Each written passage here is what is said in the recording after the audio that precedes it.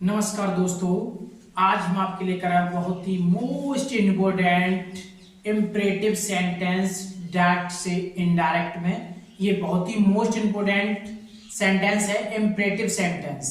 यानी इसमें क्या होगा, आज्ञा भी होगी, आदेश भी होगा, परामर्श भी होगा।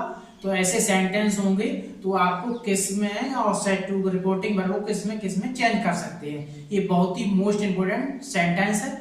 तो आगे बढ़ने से पहले अभी तक आपने हमारे YouTube चैनल को सब्सक्राइब नहीं किया, प्लीज YouTube चैनल को जरूर सब्सक्राइब करें और साथ में बेल आइकन को भी प्रेस करें, ओके। और वीडियो को शेयर भी करें, ठीक है। तो स्टार्ट करते हैं इम्परेटिव सेंटेंस, जो कि आपके लिए बहुत ही मोस्ट इंपोर्टेंट है। चाहे क्लास 10th हो, चाहे क्लास 9th हो, चाहे 8th हो, चाहे क्लास 11th हो और क्लास 12th हो, एनीबॉडी एल्स, कोई भी क्लास सही, तो सबके लिए बहुत ही मोस्ट इंपोर्टेंट है। तो स्टार्ट करते हैं इम्परेटिव सेंटेंस, ओके। तो देखते हैं रूल्स क्या कहता है इम्परेटिव सेंटेंस का। आज्ञा सूचक जो वाक्य है, तो आज्ञा, विनय, परामर्श तथा शिक्षा प्रकट करने वाले, यानी क्या आज्ञा हो, विनय हो, परामर्श हो तथा शिक्षा प्रकट करने वाले वाक्यों को क्या कहते हैं, इम्परेटिव सेंटेंस कहते हैं। क्या कहा जाता है, इम्परेटिव सेंटेंस कहा जाता है। किसको कहा जाता है, आज्ञा, विनय, परामर्श तथा शिक्षा प्रकट करने वाले वाक्यों को इम्परेटिव सेंटेंस कहते हैं, ओके। ऐसे वाक्यों में क्रिया का कर्ता छिपा रहता है। ऐसे वाक्यों में क्या होता है, क्रिया का जो कर्ता होता है वो छिपा रहता है, ओके। यह क्रिया जो है, यह छिपा हुआ कर्ता जो है यू होता है। क्या होता है इसमें छिपा हुआ कर्ता, यू होता है, ओके। अब समझ गए होंगे इम्परेटिव सेंटेंस क्या होता है। आज्ञा, विनय, परामर्श तथा शिक्षा प्रकटन वाले ऐसे वाक्यों को इम्परेटिव सेंटेंस कहा जाता है। और ऐसे वाक्यों में क्रिया का कर्ता छिपा रहता है। क्रिया का जो कर्ता होता है वो छिपा रहता है। यह छिपा हुआ कर्ता होता है वो यू होता है। क्या होता है, बायो यू होता है, ओके। अब जैसे रिपोर्टिंग वर्ब में क्या होगा, जैसे सेड टू हो, तो इम्परेटिव सेंटेंस में रिपोर्टिंग वर्ब को किसमें चेंज करेंगे, ऑर्डर्ड में। किसमें चेंज करेंगे, ऑर्डर्ड में, रिक्वेस्टेड में, फॉरवर्ड में और एडवाइज्ड में। ऐसे में क्या करेंगे, इसी को रिपोर्टिंग वर्ब सेड टू को ऑर्डर्ड में, रिक्वेस्टेड में, फॉरवर्ड में और एडवाइज्ड में चेंज करेंगे। जब रिपोर्टिंग में सेड टू के बाद ऑब्जेक्ट भी दिया हो तब करेंगे चेंज, उसके अन्यथा नहीं करेंगे, ठीक है ना। और आज के रिपोर्टेड स्पीच के भाव के अनुसार बदलते हैं। यानी रिपोर्टिंग वर्ब सेड टू को ऑर्डर्ड, रिक्वेस्टेड, फॉरवर्ड और एडवाइज्ड आदि में रिपोर्टेड स्पीच के भाव के अनुसार बदलते हैं। नंबर 2 क्या कहता है, रिपोर्टेड स्पीच की क्रिया से पहले टू लगा देते हैं। यानी रिपोर्टिंग वर्ब की क्रिया जो होती है, रिपोर्टेड स्पीच की क्रिया, रिपोर्टेड स्पीच की क्रिया से पहले टू लगा देते हैं। कंजक्शन जो है टू का यूज करेंगे, ओके। ये बहुत ही मोस्ट इंपोर्टेंट रूल है, यानी इम्परेटिव सेंटेंस। तो एक छोटा सा अभी आपको समझाते हैं। तो अब समझाते हैं आपको एग्जाम्पल के माध्यम से। यानी the principal said to the boy sit down. And क्या, the principal said to the boy sit down, यानी प्रिंसिपल ने लड़कों से कहा, लड़कों से क्या कहा, सिट डाउन, बैठ जाओ। अच्छा, प्रिंसिपल जो है लड़कों से क्या कहेगा, क्या रिक्वेस्ट करेगा या ऑर्डर देगा या फॉरवर्ड करेगा या एडवाइज करेगा। तो प्रिंसिपल का भाई आदेश होगा, सेट डाउन, भाई आदेश होगा ना। तो इसलिए क्या, सेट टू को जो हम चेंज करेंगे वो किसमें करेंगे, ऑर्डर्ड में चेंज करेंगे। किसमें करेंगे, ऑर्डर्ड में चेंज करेंगे। तो द बनाओ, the principle ordered, set to किसमें चेंज करेंगे, ordered the boy.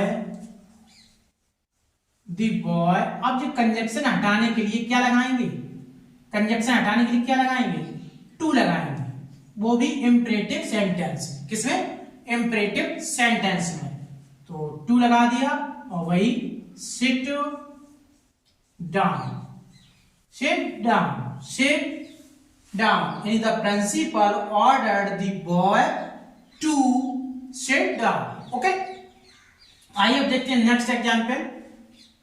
Ravi said to the his servant, यानी रवि ने अपने नौकर से कहा don't go out, don't go out। अच्छा, रवि जो है अपने नौकर से क्या रिक्वेस्ट करेगा? क्या नौकर से भाई आदेश करेगा? सिंपल सी बात है, करेगा ना। रवि हो चाहे मोहन, कोई भी सही, अपने नौकर से जो भी होगा वो क्या करेगा?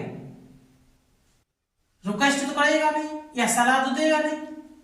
तो भाई यहाँ क्या क्या कर रहा है? Go out, don't go out, आदेश दे रहा है, प्रकट वाली बात है। तो बनाओ, तो रवि सेड टू को किसमें? ऑर्डर्ड हिज सर्वेंट, कंजक्शन हटाने के लिए क्या लगाएंगे? टू, और टू, हाँ इसमें नॉट और दिया है तो टू से पहले हम क्या लगाएंगे? नॉट लगाएंगे। तो लगाएंगे नॉट टू, नॉट टू, और वही लिख देंगे गो आउट। ओके, समझ में आया? यानी इसमें अगर नॉट दिया है, निश्चितात्मक है, नेगेटिव है, तो क्या करेंगे? टू से पहले नॉट का यूज करेंगे। Ravi ordered his servant to, वो not to go out. Okay, आइए देखते हैं next. Raju said to his father, नहीं राजू ने अपने पिता से कहा, राजू ने अपने पिता से कहा प्लीज गिव मी 10 रुपीज, कृपया मुझे 10 रुपए दें। ओके, अच्छा राजू होगा, राजू अपने पिता से इस समय क्या कर रहा है? भाई प्लीज लगा है, सिंपल सी बात है, यहां समझ लो, प्लीज लगा ना, तो प्लीज का मतलब समझिए क्या? निवेदन कर रहा है और रिक्वेस्ट, प्रार्थना कर रहा है। तो सेड टू को हम क्या लगाएंगे? रिक्वेस्ट में चेंज करेंगे। किस में चेंज करेंगे? रिक्वेस्टेड में चेंज करेंगे। तो राजू रिक्वेस्टेड, REQUESTED, एक बार फिर दोबारा से लिखते हैं, REQUESTED, requested his father, आप कंजक्शन हटाने क्या लगाएंगे? टू, क्या लगाएंगे? टू लगाएंगे, और वही लिख देंगे give me 10 rupees, 10 rupees. Okay, यानी Raju requested his father to give me 10 rupees. Okay, अब देखते हैं next. The doctor said to the patient, यानी डॉक्टर ने अपने पेशेंट से कहा do not eat too much.